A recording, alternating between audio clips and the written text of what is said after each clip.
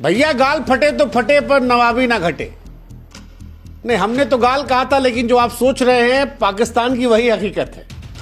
क्योंकि अपनी सैन्य ताकत का ढोल पीटने वाला पाकिस्तान यह तय नहीं कर पा रहा कि गोला बारूद खरीदे या आटा चावल।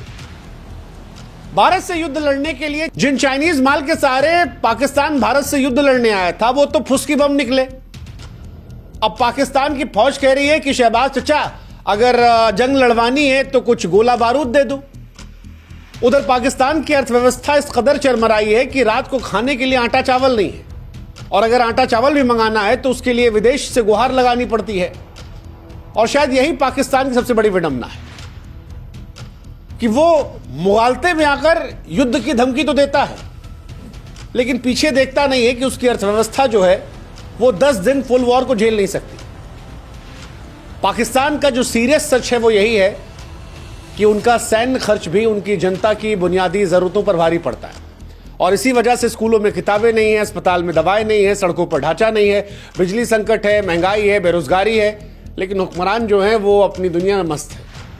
वो कहते हैं ना कि भगवान गरीबी दे पर गलतफहमी ना दे। पाकिस्तान को दोनों है। पाकिस्तान को भारत से युद्ध जीतने की गलतफहमी के बीच में अब गरीबी की चिंता सताने लगी है, और इसीलिए सरकार जो है वो विदेश में जाकर गिड़गिड़ा रही है कि हे मालिक, कुछ पैसा कौड़ी दे दो ताकि रात का खाना जो है वो आ जाए। खैर, पाकिस्तान कामयाब रहा, शुभकामनाएं उनको। भारत के विरोध के बावजूद IMF की तरफ से $1 अरब, जो 85-100 करोड़ रुपया होते हैं, वो उसे मिल गया है। लेकिन पाकिस्तान अभी भी टेंशन में है कि जो पैसा मिला उससे आटा चावल खरीदे या गोला बारूद उठा लाए। हालांकि पाकिस्तान के प्रधानमंत्री शहबाज शरीफ जो है वो हकीकत से वाकिफ है। उनको पता है पाकिस्तान की औकात, और ये उन्होंने 2022 में खुद ही बताया था। शहबाज शरीफ ने सितंबर 2022 को कहा था कि 75 साल से हम कटोरा लेकर भटक रहे हैं। और ये बस सोचिएगा कि ये हम पाकिस्तान की बेइज्जती करने के लिए बोल रहे हैं। ये जो हम कोट करने जा रहे हैं, ये पाकिस्तान के प्रधानमंत्री ने पाकिस्तान को लेकर कहा था, वर्ड टू वर्ड आपको बता रहे हैं। शहबाज शरीफ बोले कि 75 साल से हम कटोरा लेकर भटक रहे हैं। जब किसी देश के सामने हम जाते हैं तो जो सामने पड़ता है उसे लगता है कि हम कुछ मांगने आए हैं।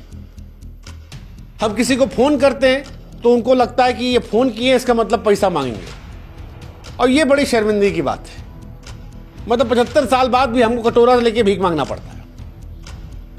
अब आप सोचिए, किसी मुल्क का प्रधानमंत्री अगर अपने मुल्क के बारे में ये कह रहा है कि वो कहीं जाता है या किसी को फोन मिलाता है तो लोग उसे भिखमंगा समझ लेते हैं, तो ये उस मुल्क की हकीकत को बयां करता है। लेकिन फिर वही बात कि पाकिस्तान को गरीबी भी है, गलतफहमी भी है। शहबाज शरीफ ने यह बात भले ही 2022 में कही थी, लेकिन आज भी उनका यह बयान प्रासंगिक है, क्योंकि पाकिस्तान की भीख मांगने की आदत में आज भी कोई बदलाव नहीं आया। आपको हैरानी होगी जानकर कि भारत से एक तरफ पाकिस्तान का युद्ध चल रहा है, वहीं दूसरी तरफ पाकिस्तान के आर्थिक मामलों के मंत्रालय ने सोशल मीडिया प्लेटफॉर्म X से एक ट्वीट किया जिसमें भीख मांगा। इस ट्वीट में दुश्मन द्वारा नुकसान यानी भारत के द्वारा नुकसान और शेयर बाजार की खस्ता हाल का जिक्र करते हुए वर्ल्ड बैंक को टैग किया गया। लोगों ने कहा कि भाई साहब, आपका भीख मांगने का तरीका जो है थोड़ा कैजुअल है। हालांकि बाद में पाकिस्तान की सरकार ने सफाई दी कि उनका अकाउंट जो है वो हैक हो चुका था, लेकिन तब तक सोशल मीडिया पर लोगों ने मौज काट ली। शाम होते होते पाकिस्तान को IMF से पैसा मिल गया, तो कुछ लोगों ने यह भी मान लिया कि पाकिस्तान कई दरवाजे पर भीख मांग रहा था, एक जगह से मिल गया तो बाकी वाला भी बोरे बिस्तरा समेट लाए।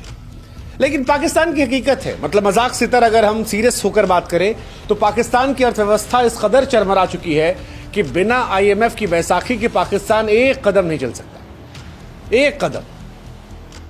और यही हुआ 9 मई 2025 को भी वॉशिंगटन में IMF की बैठक थी। पाकिस्तान को $1 बिलियन जो है वो पैसा मिल गया। हालांकि पैसा जो है वो 2.5 बिलियन मिला है, 1 मिलियन तुरंत मिल गया है। लेकिन भारत ने यहां भी तर्क दिया कि भाई साहब, 24 बार पाकिस्तान जो है वो IMF से बेल आउट कर चुका है बिना किसी सुधार के। पाकिस्तान पहलगाम में हमला करवा रहा है।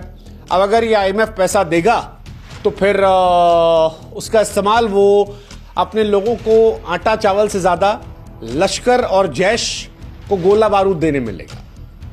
लेकिन दुनिया अभी भी शायद पाकिस्तान के आतंकवाद के ऊपर इंसानियत को तवज्जो दे रही है, और पाकिस्तान में बच्चा भूख से न सोए इसके लिए शायद ये पैसा दे दिया गया। इसीलिए शायद हिंदुस्तान ने वोट करने से मना कर दिया था। लेकिन आईएमएफ की रिपोर्ट में जो एक बात निकल कर आई वो ये कि पाकिस्तान बार बार सहायता शर्तों का पालन करने में नाकाम रहा है।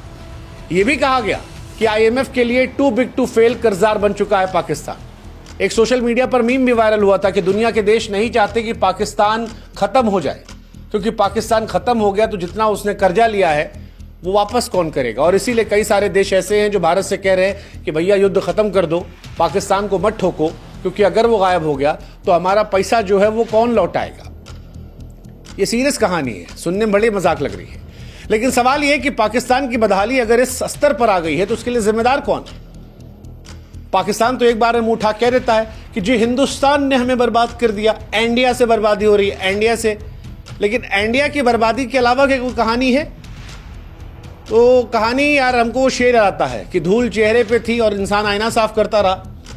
एक्चुअली पाकिस्तान आईना नहीं देख रहा, क्योंकि अगर आईना देखेगा तो उसे दिखाई पड़ेगा कि पाकिस्तान के घर में असली खलनायक है। पाकिस्तान ने जो नीतियां कागज पर बनाई वो तो लाजवाब है, लेकिन हकीकत में बेकार है। पाकिस्तान आतंकवाद को पनाह दे रहा है, भ्रष्टाचार को गले लगा रखा है, और प्रायोरिटी उसकी सिर्फ ये है कि टैंक बनाओ और लोगों के लिए टेंशन लाओ। एक तरफ पाकिस्तान का सैन्य बजट है जो चांद को छू रहा है, वहीं जनता जो है उसके पेट में चूहे दौड़ रहे हैं। पेट्रोल डीजल के दाम जो है पाकिस्तान में आसमान को छू रहे हैं। जनता का चुना हुआ नेता जो है वो जेल के अंदर बैठा है, और सेना का नेता सरकार चला रहा है, तो वो सरकार से सेना को पैसा दे रहा है, जनता वाला जेल में। तो पाकिस्तान की हालत जो है वहां के लोगों की वो भी वैसी जैसे कोई आदमी बेल पे। नेता और नौकरशाह पाकिस्तान में मौज काट रहे हैं। पाकिस्तान की आर्मी दुनिया की पहली आर्मी है जो सामान बेचती है। हाँ, जैसे इंडियन आर्मी वो बिजनेस नहीं करती, लेकिन पाकिस्तान की आर्मी धंधा भी करती है। पाकिस्तान के अंदर बहुत सारा सामान बेचती है, जो अपने आप में बड़ी हैरान करने वाली चीज है। और पाकिस्तान के जितने अफसर हैं इन सब के फ्लैट आपको लंदन में मिल जाएंगे, लेकिन जनता रो रही है, स्कूलों में छत टपक रही है, अस्पताल में दवा नहीं है, भुखमरी कगार पर है। आतंकवाद को रणनीतिक हथियार बनाकर मुल्क ने अपनी साख को ऐसा दागदार किया है कि वैश्विक मंच पर आज पाकिस्तान को कोई गंभीरता से नहीं लेता। एफएटीएफ की ग्रे लिस्ट में पाकिस्तान का नाम है, दुनिया की नजरों में नाकाम मुल्क का तमगा है। और पाकिस्तानियों को अब यह सोचना है कि क्या यह सब बाहरी ताकतों ने किया? नहीं जनाब, ये आपके घर की फसल है जिसे सालों साल आपने गलत बीज बोकर उगाया। पाकिस्तान की जनता फिलहाल सवाल पूछ रही है कि भाई साहब मुल्क कब सुधरेगा? चलो युद्ध हो गया, पाकिस्तान के एक्चुअली हुक्मरान खुश हैं, क्योंकि जो जनता उनका गला पकड़ रही थी वो फिलहाल पेट्रोलिज्म के नाम पर उनके पीछे खड़ी हो गई। लेकिन सवाल ये है कि कब तक गरीबी, महंगाई, बेरोजगारी से पाकिस्तान के हुक्मरान बचेंगे? कब तक बच्चे जो हैं स्कूल जाने के तरसेंगे, मरीज दवा के लिए भटकेंगे, नौजवान नौकरी के लिए रोएंगे? क्योंकि सिर्फ ट्विटर पर युद्ध कर देंगे वाले मीम फॉरवर्ड करने से कुछ काम तो होगा नहीं। मतलब पाकिस्तान के तो रक्षा मंत्री भी मीम खेल रहे हैं। भारत से युद्ध लड़ने की जगह वो सोशल मीडिया पर मीमर्स के लिए कंटेंट क्रिएट कर रहे हैं। सवाल यही है, कभी दुश्मन मुल्क को धमकी, कभी आईएमएफ के सामने भीख मांगने की नौटंकी। पाकिस्तान को समझना होगा कि मुल्क की साख टैंकों की परेड से नहीं बनती, साख बनती है जनता के पेट भरने से, बच्चों को पढ़ाने से, दुनिया में इज्जत कमाने से। लेकिन शायद ये बात पाकिस्तान के पल्ले नहीं पड़ती, और हर बार कर्ज लेकर, वो कहते हैं ना कि कर्ज लेकर घी पीना, पाकिस्तान की यही फितरत है। अगली पीढ़ी के सर पर पाकिस्तान ने इस कदर कर्ज लाद दिया है कि शायद बच्चे पैदा होंगे तो पहले से कर्जदार होंगे। सऊदी अरब से लेकर चीन तक सबके सामने कटोरा फैलाया है और सबसे पैसा मांगा है, और घर आने के बाद हम बहुत ताकतवर हैं भाई। वो जो खाली ढोल होता है ना पाकिस्तान की कहानी वही है, बिल्कुल कहानी वही है। अब पाकिस्तान का क्या होगा हम नहीं कह सकते, लेकिन हमें इतना पता है कि अगर पाकिस्तान वक्त रहते नहीं सुधरा तो पाकिस्तान का भविष्य जो है वो परमानेंट खराब हो जाएगा। वैसे युद्ध भी नहीं रोका तो भारत भी खराब कर देगा, लेकिन फिर भी हम पाकिस्तान से कहेंगे कि पाकिस्तान के हुक्मरान आतंकवाद को बंद करो, भारत तुमको माफ कर देगा। बेहतर है उसके बाद शिक्षा में पैसा लगाओ, स्वास्थ्य सुधारो, उद्योग खड़े करो, भ्रष्टाचार खत्म करो। आतंकवाद पे तो हमारा जीरो टॉलरेंस है, तो हम ठोकेंगे तुमको। और ये धमकी उमकी देना बंद करो, कटोरा थामना बंद करो। ट्विटर पर ये सब मजेदार होता है, पर प्रैक्टिकल लाइफ में ये सब गड़बड़ है। इतिहास गवाह है कि जो मुल्क अपनी गलतियों से नहीं सीखता वो बार बार ठोकर खाता है। अभी भी भारत फुल फ्लेजेड वॉर में नहीं आया है, वक्त है नीतियां बदलो, प्राथमिकताएं सुधारो, नहीं तो इतिहास लिखेगा कि एक मुल्क था जो युद्ध की बातें करता था, आतंकवाद को पालता था, लेकिन भीख का कटोरा थामे दुनिया की चौखट पर खड़ा रहता था। अब क्या पाकिस्तान को अपनी आने वाली नस्लों को यही पहचान देनी है?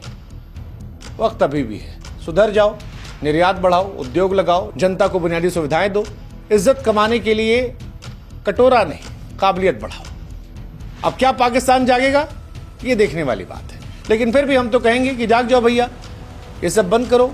धमकी देने वाला भिखारी कहकर याद रखने से बेहतर है कि इज्जत कमाओ, मेहनत कर लो। अब सवाल ये, क्या तुम नया पाकिस्तान बनाओगे या फिर वही पुराना ड्रामा लाओगे? ये तुम्हारे हिस्से में, हमारा क्या है? हमारा मुल्क बढ़िया चल रहा है, मोदी जी चला रहे, तुमको भी चलाएंगे 2-4 दिन में। कितना भीख लेके चलोगे?